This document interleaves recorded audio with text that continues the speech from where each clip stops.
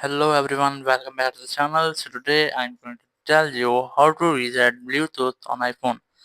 If you are using an iPhone and now you want to reset your Bluetooth settings on your iPhone, so let's see how can you do it. First, you just have to open your settings.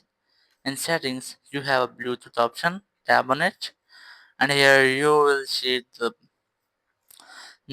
devices which you was connected. As you can see, I was connected to this device. Just tap on I icon, and here tap on forget this device, and then tap on forget device, and that's how you can reset the connection with a particular device on your iPhone. And if you want to reset all Bluetooth settings, so let's see how can you see it.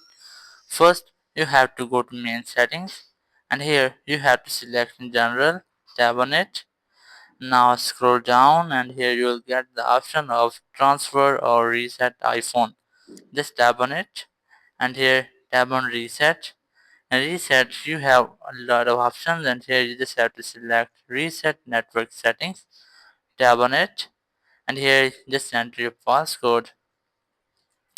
And after that, here you are going to reset your Bluetooth and Wi-Fi settings. So just tap on reset network settings, and then your phone will be reset.